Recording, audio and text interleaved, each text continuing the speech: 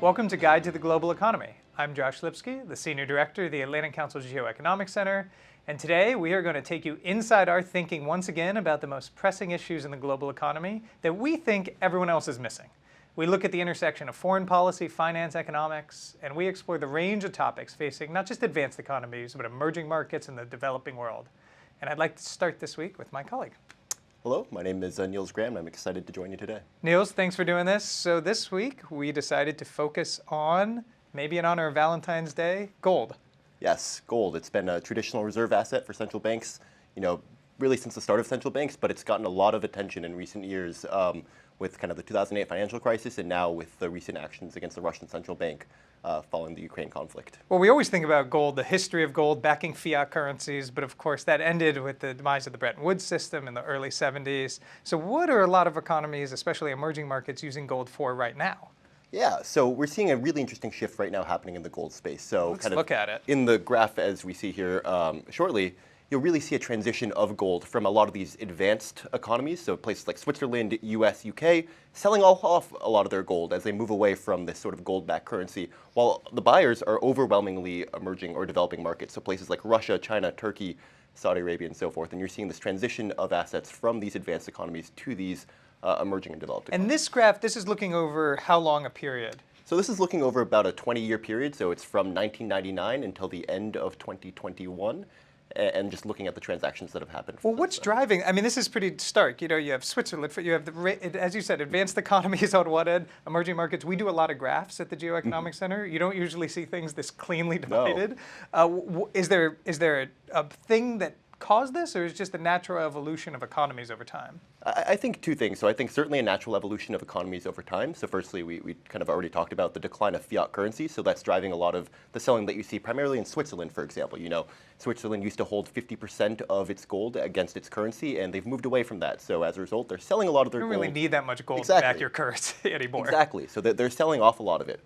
At the same time, you've seen emerging market economies turn to gold for, I think, two primary reasons. The first of which is kind of around 2008. You saw a clear inflection point as sort of economies became less confident on the U.S. financial system, on the U.S. dollar, began turning to traditional sort of reserve currency or reserve assets like gold.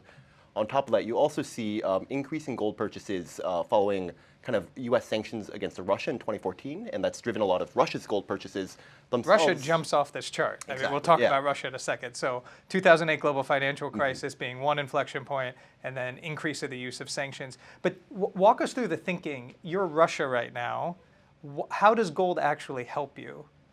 Sure. So firstly, gold, you can physically store it. All of Russia's gold, for example, is stored under their central bank, out of the touch of the U.S. financial system, out of the touch of the European financial system. Physically, in the central bank. We're talking about gold bullion bars. This is the stuff of movies, in vaults, Fort Knox, kind of under the central bank itself. So you have direct control over these assets. Now, it comes with trade-offs. It's much harder to then move. And I think we'll talk about that a little bit later down the line. But at the very least, other governments cannot freeze your assets, cannot take them away altogether. So you have physical control. Because you're not relying on a correspondent bank somewhere transferring money to you. It's yours. But the problem is you got to cash it out somehow. Exactly. So I think that's one of the issues we're seeing with Russia right now is, again, all their gold is stored in Russia. And when you're talking about the scale of gold that we have right now, billions upon billions of dollars, you're not talking about singular gold bars. You're talking about pallets, real heavy stuff, things that you need security for, things that you need intense infrastructure to transport. And that's causing a lot of issues with actually selling the gold. So another sort of interesting trend is that oftentimes we hear about gold selling. That's almost claims on gold. The gold physically stays in the same place. Yeah. But if you're dealing, again, with these billions of dollars of gold. It's like an IOU, I own your gold, it's staying in your vault. The New York Fed houses a lot of gold in the world, other central banks as well, the big four, but certainly the New York Fed. But we look at Russia, it's kind of a unique case. Sanctions 2014, now the new sanctions regime, the freezing the gold. We understand it's hard for them to cash it out. But the other country that jumps out here is China. Yeah, so China's also kind of following in that same path, and I think they are certainly partially driven by the threat of sanctions. Right now we don't have similar sanctions on China as we do on Russia, but there's always that specter. So they're starting to diversify right now. They're starting to buy into assets that they know the U.S., that Europe cannot really touch. So that's part of the reason. But China's also making concerted effort to become a gold hub themselves. They've opened up new exchanges in Shanghai, in Shenzhen, and they're really looking to be a world-class sort of gold trading hub. And this kind of goes at some of the currency convertibility issues as well. But you did this interesting research. What was the percentage, remind me, that Russia increased its gold holdings since they annexed Crimea in 2014? So since they've annexed Crimea, Russia has more than doubled. They've gone up about 125% in terms of their gold holdings. That's over 8 years, approximately. Exactly, yep. And China, just over the past 3 years, has China increased over the past 3 years, about 25%, so less than Russia, but it's still considerable, and the pace of purchases is only going up on China's end. And if you push out that trend line continuing, they're at a fairly similar pace to Russia if they were to continue that increase over the next 6-7 years. Exactly, and we're only seeing Chinese purchases sort of increase. So we got news, I think, last month about a large gold purchase happening in China, and I think it's not within, or it's very well within the realm of possibility that they just continue buying more gold. Okay, Niels, this is fascinating. Thanks for bringing it to our attention. We'll continue to track the gold market around the world. Thank you.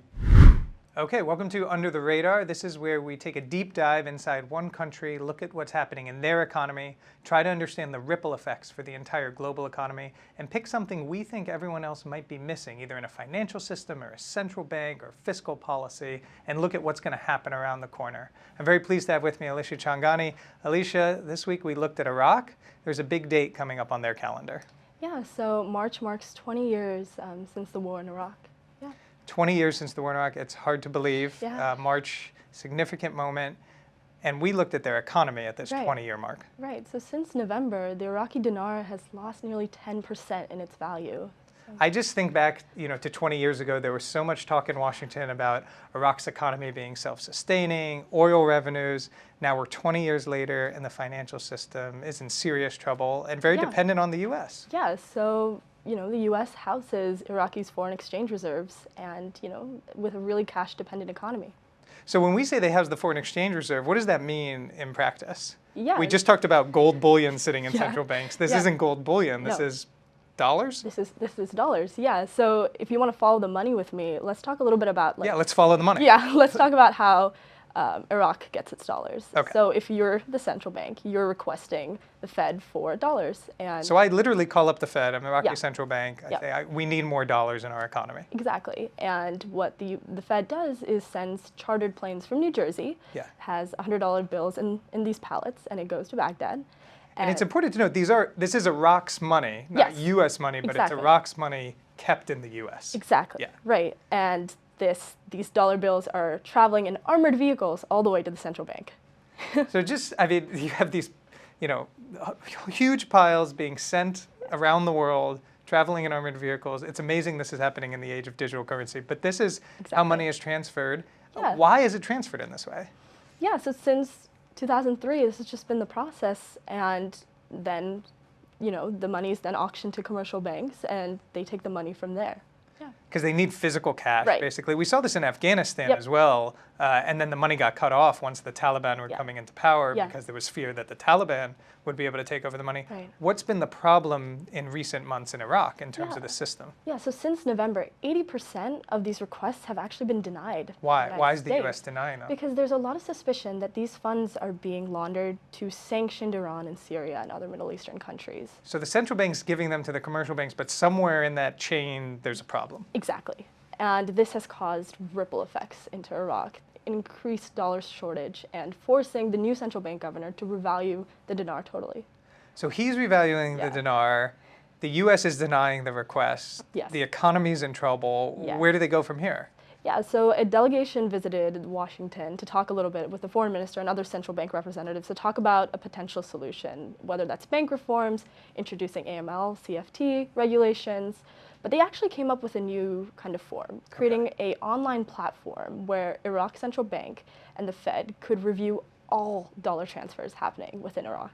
Again, something I think digital currency would make easier than paper cash, but Exactly, seems like a good idea. But what's the timeline for this? So it's going to be, it's being implemented right now. Oh, wow. And Okay. moving forward, hopefully, the dinar can be under control. Protests have sparked over currency stabilization. So really, it's a sticky situation. Because in the meantime, while they implement this, the central bank governor's got to get things under control. Yeah. Okay, so what should we look for as immediate next step? Yeah, I mean, we should be looking at what's coming out of the prime minister, what's coming out of the central bank.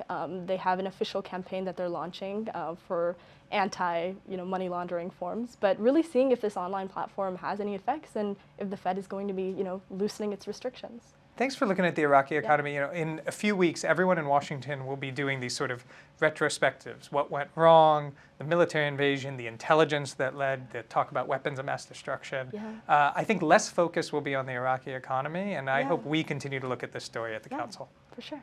Thanks, Alisha. Thank you.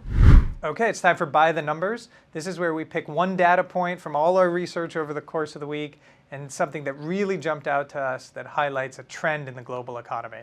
I'm very pleased to be joined by Mrugank from the Geoeconomic Center. Gank, it's 1 year mark since Russia invaded Ukraine, and of course we decided to look at the Russian economy and what they're doing in response to sanctions. Now, a year ago, before the invasion, you and your colleague Maya Nikoladze thought about this issue. And what did you start researching over a year ago? Yes, a year ago, we noticed that Russia and China were invoicing more and more of their goods not in the dollar, as was typically the case. But this is pre-invasion. Pre-invasion. Yeah. So since 2017, 18, 19, what we observed was they were invoicing more of their goods in euros.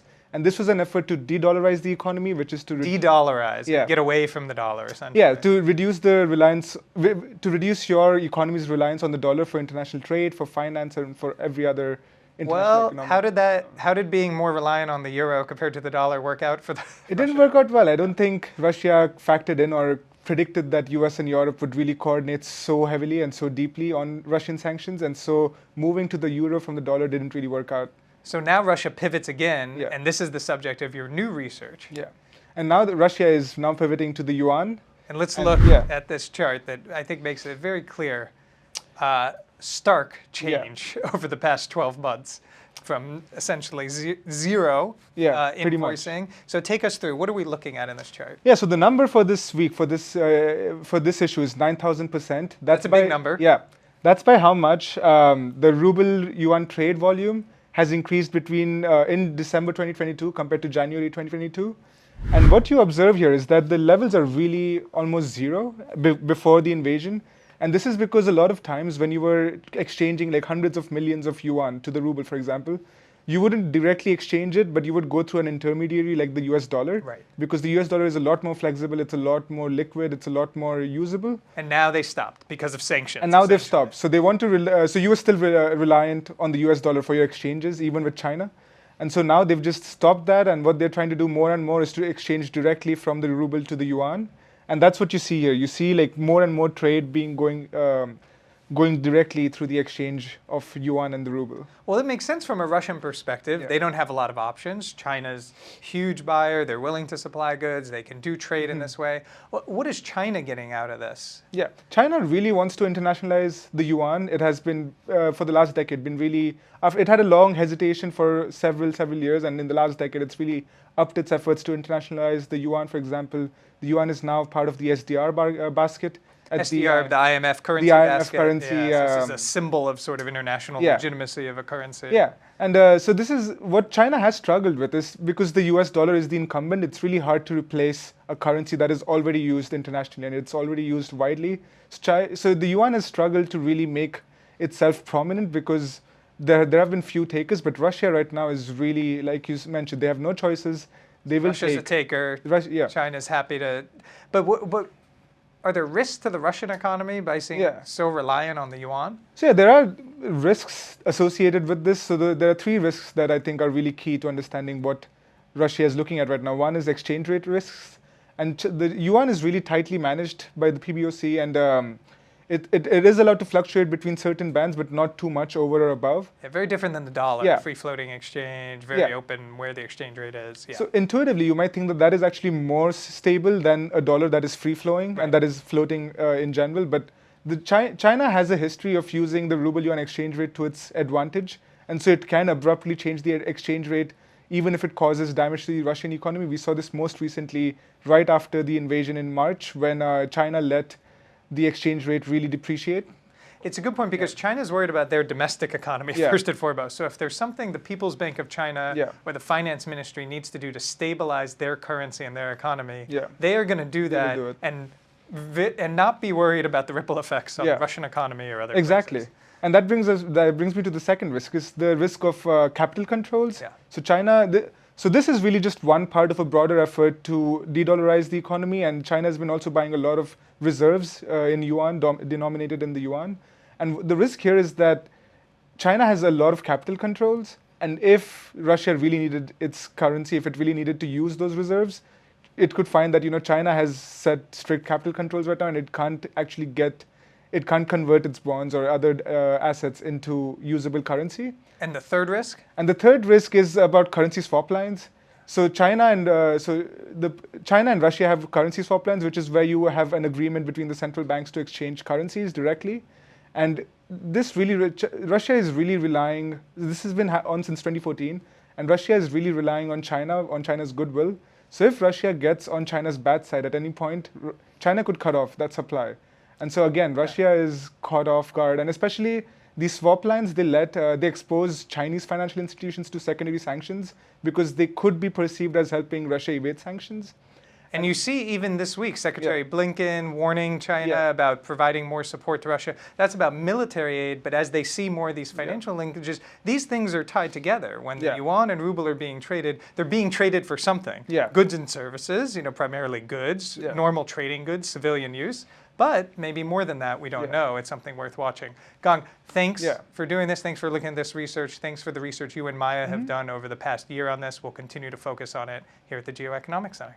Yeah, thank you. Thanks everyone for joining us for our third edition of Guide to the Global Economy. We are going to continue to do this, take you inside the thinking of our center and the issues that we think are being missed in the global economy and we believe are extraordinarily important both for the moment and for the years ahead. We hope you join us.